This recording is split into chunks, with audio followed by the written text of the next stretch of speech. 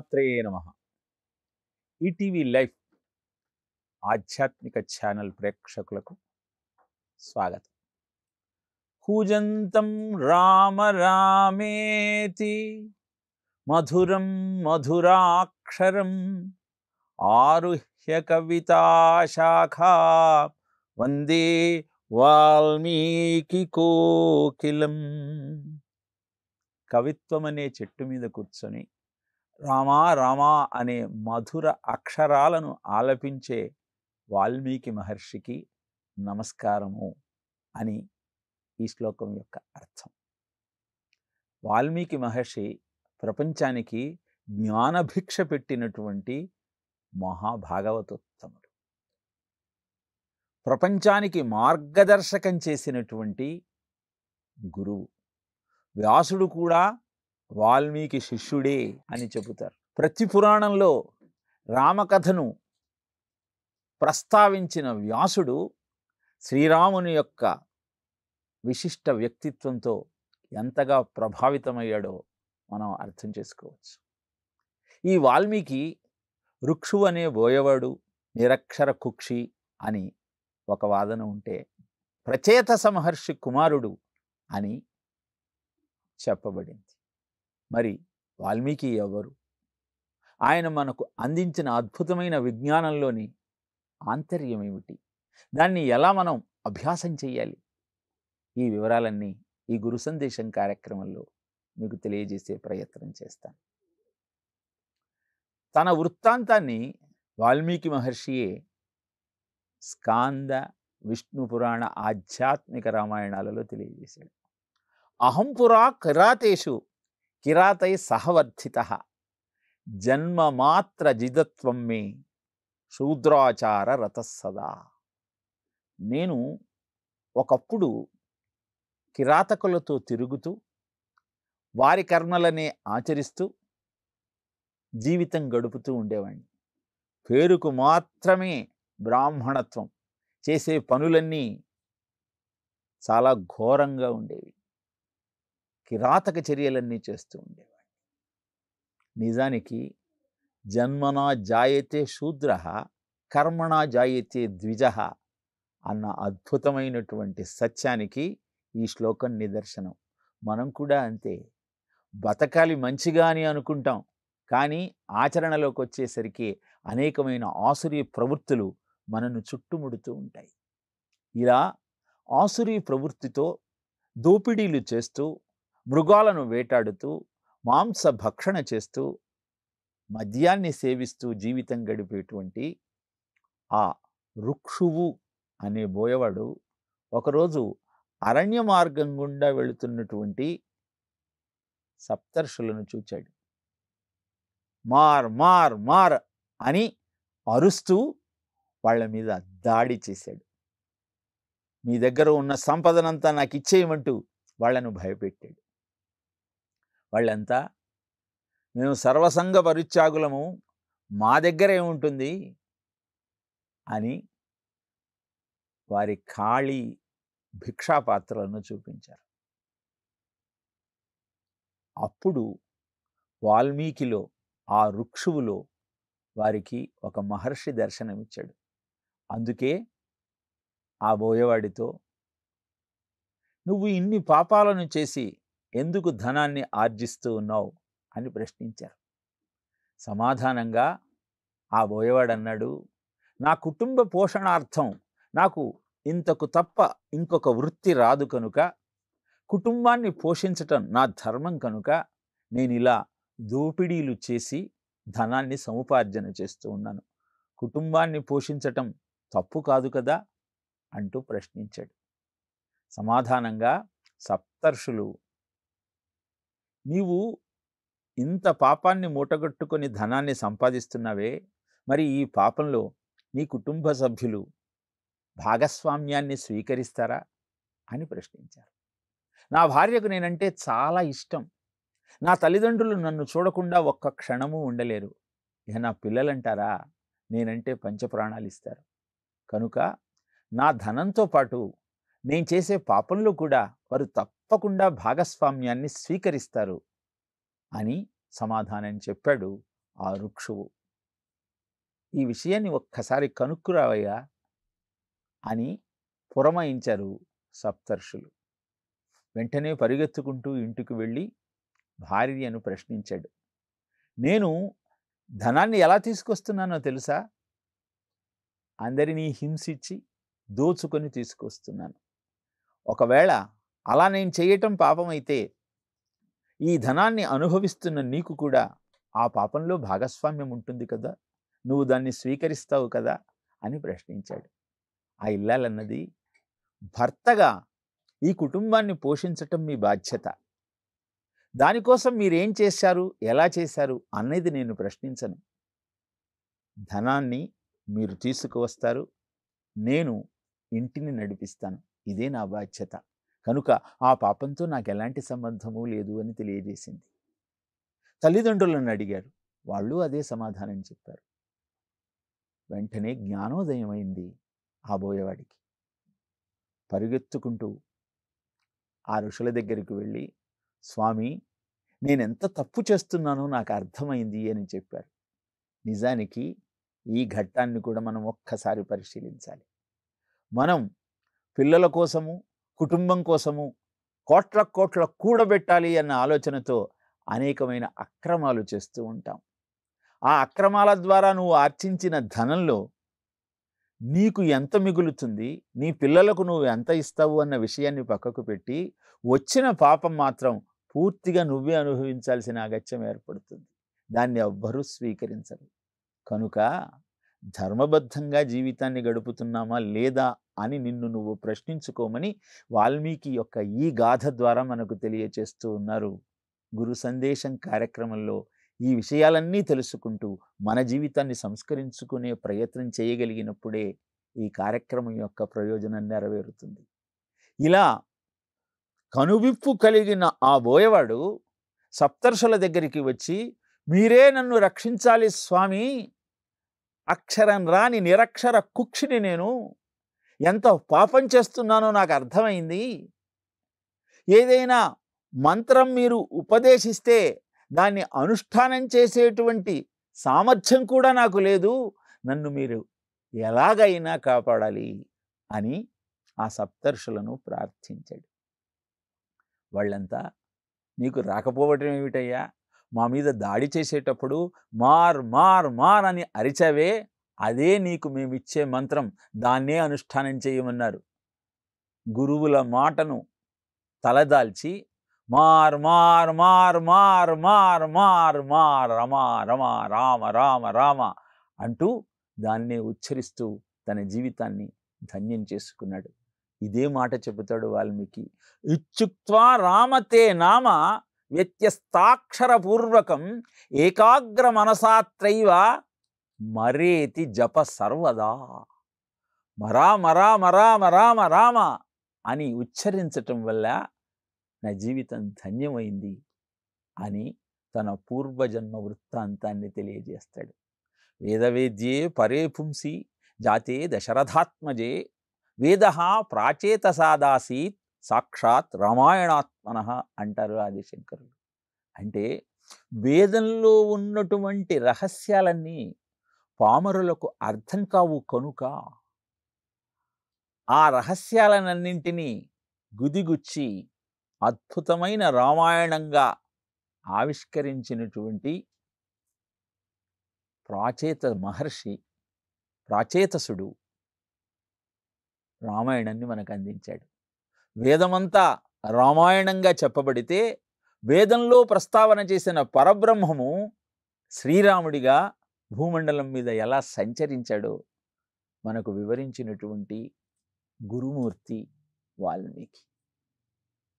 24 అక్షరాల బీజాక్షరాల సంపుటి అయినటువంటి గాయత్రి మంత్రానికి 24,000 శ్లోకాల వ్యాఖ్యానాన్ని మనకు అందించి, గాయత్రి మంత్ర అనుష్ఠానాన్ని చేయటం వల్ల ఎలాంటి అద్భుతమైన తపశ్శక్తి నీ సొంతమవుతుందో, రామాయణ పారాయణ వలన కూడా అంత శక్తి నువ్వు సంపాదించుకోవచ్చన్న సత్యాన్ని రామాయణ రచన ద్వారా మనకు తెలియజేశాడు. ఆదికవి వాల్మీకి అని ఎందుకు చెబుతారు అంటే, అంతకుముందు సాహిత్యమంతా క్లిష్టమైన ఛందస్సుతో ఉంటే, అతి సరళ సంస్కృతంలో వీణ మీద వాయించుకోవడానికి వీలుగా, రాగయుక్తంగా పాడుకోవడానికి అనువుగా రామాయణాన్ని మనకు అందించిన మహానుభావుడు వాల్మీకి. కావ్యం రామాయణం కృష్ణం సీతాయాశ్చరితం మహత్ పౌలస్య పౌలస్య వధ ఇచ్చేవ అని రామాయణానికి 3 పేర్లు. రామాయణము, సీతాయాశ్చరితము, పౌలస్య వధ. ఇలా పేరేదేమైనా అద్భుతమైన జీవిత సత్యాన్ని అత్యద్భుతంగా మన కనుల ముందు ఉంచినటువంటి వాల్మీకి ప్రతినిత్యము మనం నమస్కారం చేయాల్సినటువంటి గురుస్వరూపానికి నిదర్శనం. రామనామ మాహత్యాన్ని తన జీవిత చరిత్ర ఆధారంగా మనకు తెలియజేస్తూ, అది తారక మంత్రం అయ్యా. వేదంలో 7 కోట్ల మంత్రాలు ప్రస్తావన చేయబడ్డాయి. దాంట్లో అభిష్ట మంత్రాలు, అభిచారక మంత్రాలు, తారక మంత్రాలు అని మనం చెప్పుకుంటాం. కోరికలు తీర్చే మంత్రాలు అభిష్ట మంత్రాలైతే, శత్రు నాశనానికి, నిన్ను పురికొల్పటానికి, వారి పీడ బాధ లేకుండా చేయటానికి అనువైన మంత్రాలు అభిచారక మంత్రాలు. ఇక తారక మంత్రం ఇహాన్ని పరాన్ని రెండింటినీ నీకు అందివ్వగలిగిన అద్భుతమైనటువంటి మంత్రరాజం.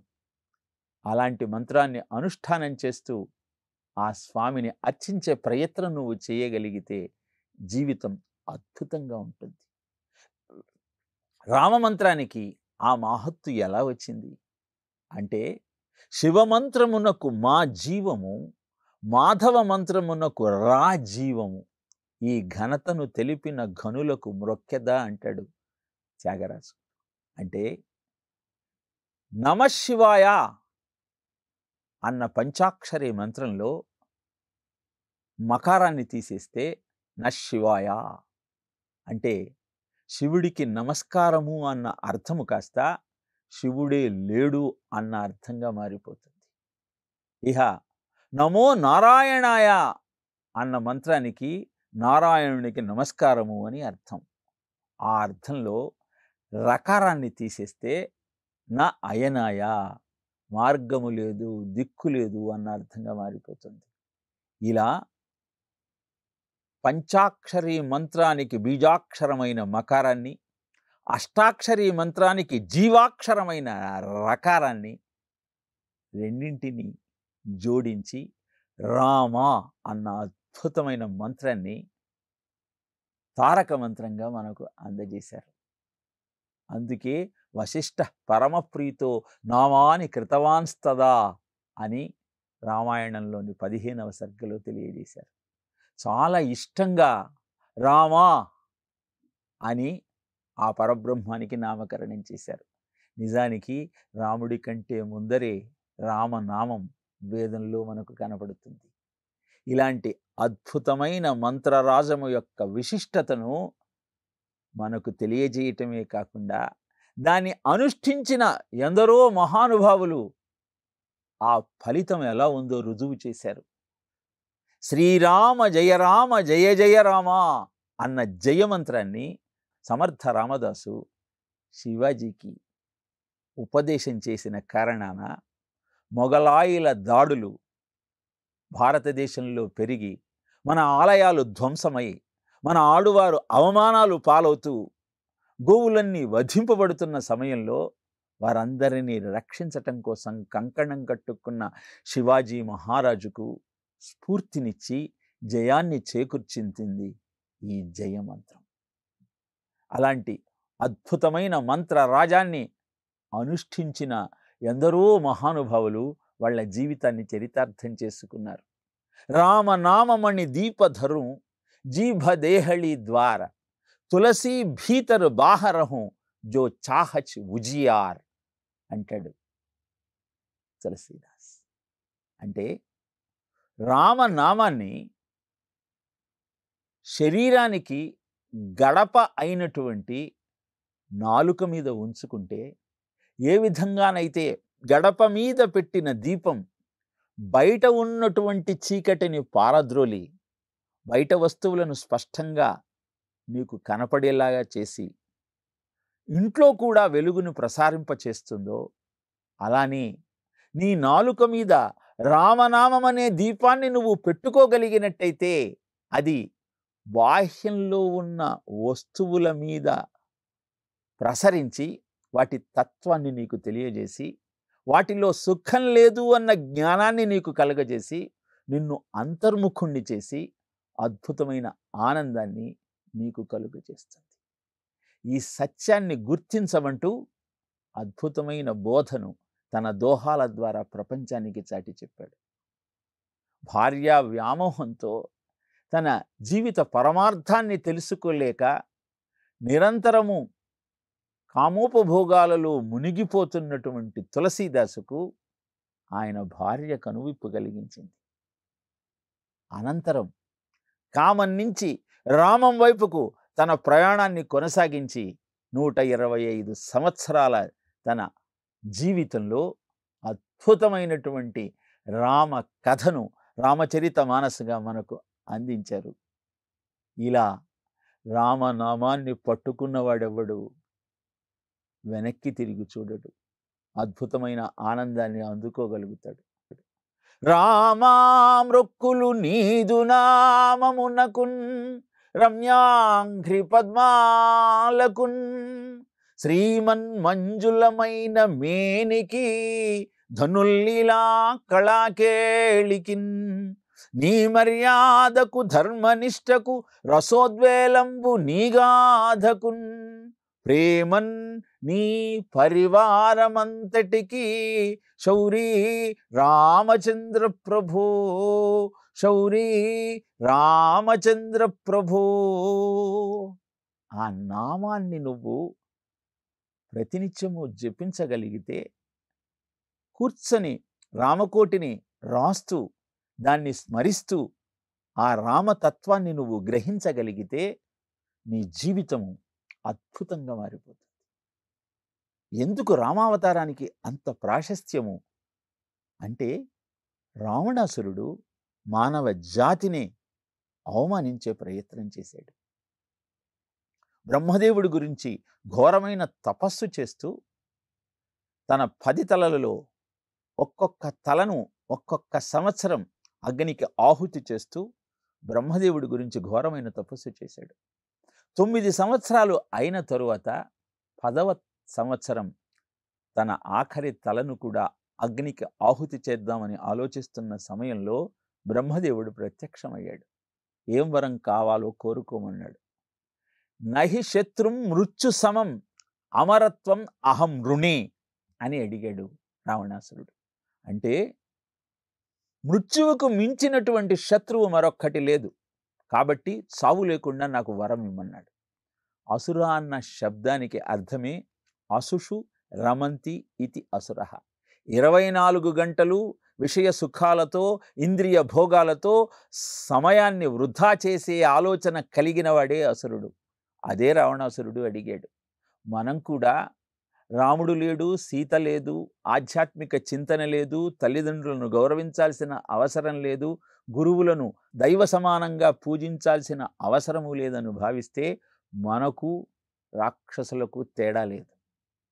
నిజానికి రాముడు అంటే తేలిక భావన ఎవరికి ఉంటుంది అంటే రామాయణంలో చెప్పారు. దశరథుడికి రాముడు కొడుకులాగా కనపడతట, రావణాసురుడికి మామూలు మనిషిలాగా అనిపిస్తట, ఋషులకు సాక్షాత్తు శ్రీమన్నారాయణుడిగా దర్శనమిస్తట. ఇలా రాముణ్ణి నువ్వు ఏ కోణంలో అర్థం చేసుకోగలిగితే అలా నిన్ను కటాక్షించి నీ జీవితానికి సార్థక్యం ఏర్పరుస్తాడు. రావణాసురుడు కూడా అలానే అమరత్వాన్ని వరంగా ప్రసాదించమంటూ బ్రహ్మదేవుణ్ణి అభ్యర్థిస్తే ఇది అసాధ్యము, జాతస్య మరణం ధ్రువం అని తెలియజేశాడు బ్రహ్మదేవుడు. ఇంకేదైనా వరం కోరుకోమన్నాడు.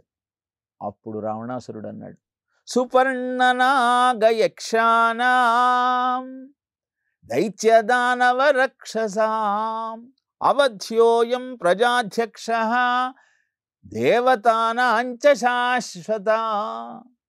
నాకు యక్ష, కిన్నెర, గరుడ, కింపురుష, నాగ, దైత్య, దానవ, దేవత వీళ్ళెవ్వరితో కూడా మృత్యువు లేకుండా వరమి. ఇక మానవులంటావా, తృణభూతాహి మే మన్యు ప్రాణినో మానుషాదయ. నాకు మనుషులు గడ్డి పరకతో సమానం, కాబట్టి వాళ్ళ చేతిలో మరణము అక్కరలేదు అని నిన్ను వరం అడగటం కూడా అనవసరం అంటూ మానవత్వాన్ని పరిహసించిన రావణాసురుడికి బుద్ధి చెప్పటం కోసం సాక్షాత్తు శ్రీమన్నారాయణుడే భూమండలం మీద మనిషిగా అవతరించి ఆత్మానం మానుషం మన్యే రామం దశరథాత్మజం అంటూ మానవుని మాహత్యాన్ని ప్రపంచానికి చాటి చెప్పటం కోసం, మానవుడే మహనీయుడు అన్న సత్యాన్ని నిరూపించటం కోసం మానవుడిగా భూమండలం మీద సంచరించాడు. జనకుడు కూడా విశ్వామిత్రుడు మిథులకు వచ్చినప్పుడు శివధనస్సును ఇక్కడ ఉంచాను, ఎవరైతే ఈ శివధనుర్భంగం చేయగలుగుతారో వారికి నా కూతురైన సీతమ్మనిచ్చి వివాహం చేస్తాను అని చెబుతూ, క్వగతి మానుషాణాంతు ధనుష్యోశ్చ ప్రపూరణే ఆరోపణే సమాయోగే వేపనే తోలనేపివా. ఇది అభేద్యమైనది, దీన్ని ఎక్కుపెట్టడం సామాన్యం కాదు. ఎందరో గంధర్వులు, కిన్నెరులు, కింపురుషులు వాళ్ళంతా వచ్చారు, ప్రయత్నించి విఫలులయ్యారు. ఇక వాళ్లే ఎక్కుపెట్టలేనటువంటి ఈ శివధనస్సును మానవుడు ఎలా ఎక్కుపెడతాడు, ఎలా అల్లెతాడు బిగిస్తాడు, ఎలా సంధిస్తాడు, ఇది అసాధ్యం కదా అనగానే విశ్వామిత్రుడు వత్సరామ ధను పశ్య అన్నాడు. ఈ జనకుడు ఇంత చెబుతున్నాడు, ఓ రామ దీని సంగతి ఏంటో చూడు అన్నాడు. అంతే, ఆ ధనస్సుకు ఒక్క ప్రదక్షిణ చేసి దాన్ని ఎక్కుపెడితే చిటికలో అది ముక్కలైంది. ఇలా మానవత్వం యొక్క గొప్పతనం ఏమిటో ప్రపంచానికి నిరూపించిన మహామహితాన్వితమూర్తి రామచంద్రమూర్తి. అందుకే రామకథ మనను పరవశింపచేస్తుంది, ఆయన ధర్మ ప్రవర్తన మనను ముగ్ధుణ్ణి చేస్తుంది. ధర్మము యొక్క విశిష్టతను రాముడికి తల్లి అయిన కౌసల్య వివరిస్తూ, యది పాలయతి ధర్మస్త్వం ధృత్యాచ నియమేన చ సవై రాఘవ శార్దూల ధర్మ తే అభిరక్షతు. నువ్వు 14 సంవత్సరాలు అరణ్యవాసం కోసం వెళుతున్నావు రామచంద్ర. తల్లి కొడుకు దూరదేశాలకు వెళ్ళేటప్పుడు తినటానికి అద్భుతమైన పదార్థాలన్నింటినీ మూటగట్టుకొని ఇస్తుంది. అక్కడ ఆకలైనప్పుడల్లా తింటూ తనను తలుచుకుంటాడని ఆ తల్లి ఆలోచన.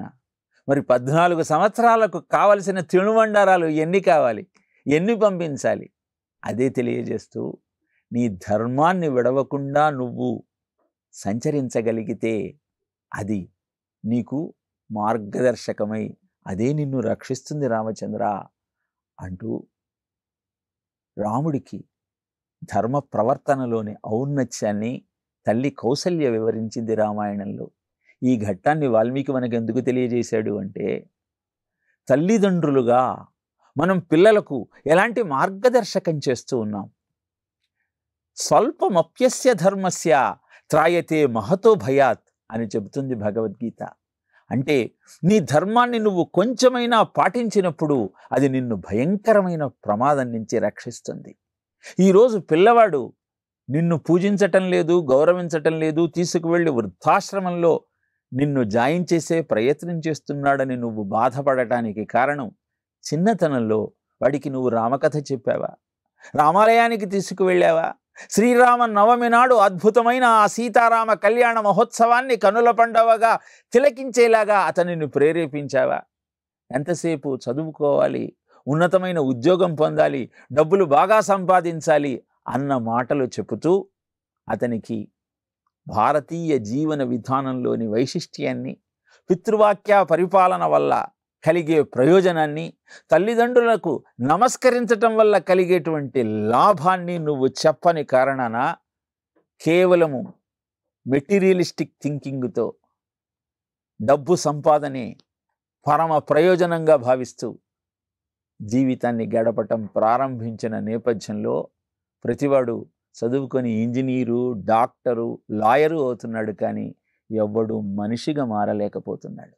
ఆ మానవత్వం నీలో ఉద్దీపన చేసి నీ జీవితాన్ని భవ్యంగా మలచగలిగినటువంటి విజ్ఞానమే రామాయణం. అదే రాముడు నడిచిన మార్గం, మనం అవలంబించాల్సిన అద్భుతమైనటువంటి జీవన విధానం. దాన్ని తెలియచేయటమే వాల్మీకి యొక్క లక్ష్యం. ఇలా గురు సందేశం కార్యక్రమంలో ఒక్కొక్క ఋషి, ఒక్కొక్క మహానుభావుడు, ఒక్కొక్క గురువు ఎలా మన జీవితాన్ని ప్రభావితం చేసేటువంటి సాహిత్యాన్ని, విజ్ఞానాన్ని మనకు అందజేశారో తెలుసుకునే ప్రయత్నం చేద్దాం. ఓం తత్సత్.